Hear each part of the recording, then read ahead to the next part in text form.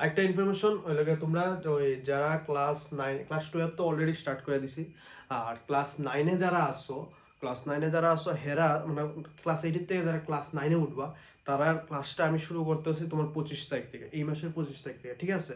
So এই মাসের 25 তারিখ থেকে যারা অ্যাডমিশন নিবা এর আগেই আমার কল করবা, প্যারেন্টস দিয়ে কথা কয়বা, ঠিক আছে? অ্যান্ড ক্লাস 7 থেকে যারা ক্লাস 8-এ উঠবা তারা ক্লাসও আমি 22 তারিখ থেকে স্টার্ট করতেছি। সো তোমরাও যারা ইন্টারেস্টেড তারা শুরু করো। আমি এদিন 22 তারিখ থেকে প্রথম তো বই পেয়েছো না, আমি ম্যাথামেটিক্স আর ইংলিশটা পড়াবো, আমি ভাবতেছি ইংলিশ গ্রামারটা পড়াবো আর ম্যাথামেটিক্সটা পড়াবো, ঠিক আছে? সো যারা ইন্টারেস্টেড ক্লাস করা শুরু করবার লাগে, কারণ বেসিক কিন্তু দুর্বল থাকলে হইতো না, বুঝাইছে? বেসিক স্ট্রং থাকতে লাগে, বুঝাইছে? সো যত বেশি স্ট্রং থাকবো অত তুমি ভালো পারবা, ঠিক আছে?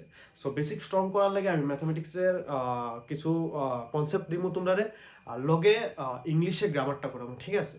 সো 22 তারিখ থেকে আমি স্টার্ট করতেছি ক্লাস। তো যারা যারা ইন্টারেস্টেড তোমরা কল করায় গার্জেন দিয়ে এসে, এরপরে আমি স্টার্ট করবো, ঠিক আছে? Thank you.